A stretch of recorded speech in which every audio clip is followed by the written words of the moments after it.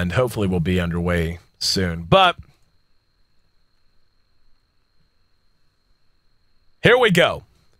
The tale of the real McCoy and Las Vegas, a.k.a. the sexy teacher story. All right, so set the stage. The year is 2001. It is a sweltering day in Las Vegas, Nevada, and a young whippersnapper by name of Aaron Chambers, also known as Ayesee to his buddies, his friends, his colleagues, his lovers, and so on. He's 16 years old, and he has just landed in Las Vegas, Nevada. Now, to give some background, my best friend, still one of my best friends, haven't seen him in a while, and actually I need to make time to see him this week when I can, goes by the name of Keno. And if this is how long this story is, I have like a mini story about his name that is just hilarious. But anyway, my best friend by the name of Josh, but also more popularly known as Keno. Keno got his name because his father, who has a reputation that I could spend an hour telling a story on, his father, who owns a pawn shop and is one of the, he's quietly rich, and I'll explain that eventually because that's a factor in this story as well. But anyway, he gets his name because he was an accident. And there's like no question about it that he was an accident. And the long and the short of it is, his dad knocked his mama up when they were in Vegas in the penthouse suite of the Plaza Hotel and Casino on one of their multiple trips that they take every single year to Las Vegas. And whenever she got the news, whenever the pregnancy test came back positive, Keno's big sister was in the room and accused her. Oh, no, actually, let me make sure I get it right. Whenever the pregnancy test was in progress, Keno's big sister, obviously he wasn't born yet, his big sister was holding her mom's hand waiting to see if it came back positive. And the last words that his mother said before the results showed up positive was, "It couldn't have happened in Vegas. All I did was play Keno." But so anyway, that's been basically his nickname, familial, friendly, and otherwise, going all the way back to before he was born. So anyway, me and my best buddy, Keno, he and I used to play in a band together. We have a lot of history. He invites me to go to Vegas. Now, I had mentioned that his father was quietly rich. And if you know a quietly rich family or a quietly rich guy, you know exactly what I mean.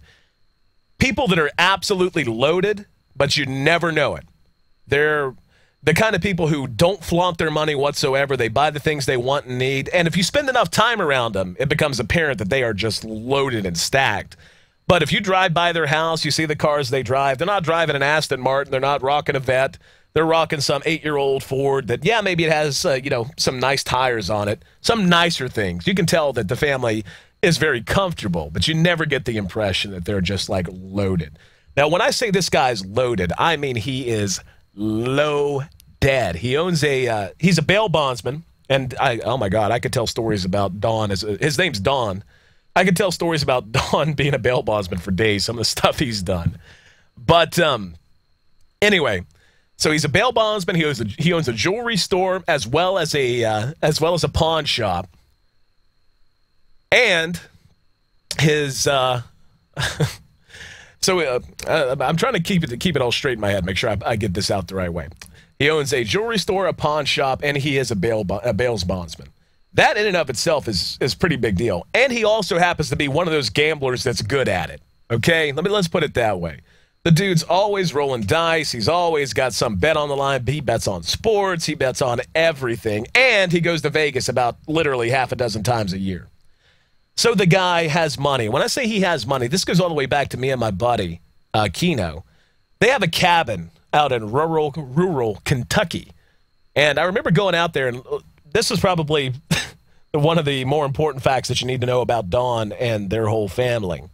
They drink a lot, as in they have in their garage a fridge full size full of nothing but cheap beer, just always on call. The first time I ever got drunk was at Dawn's house because, we were like 14 running around, something like that. Just like, oh, there's the fridge. Let's open it up and drink 1 million beers each because Dawn's not going to give a crap.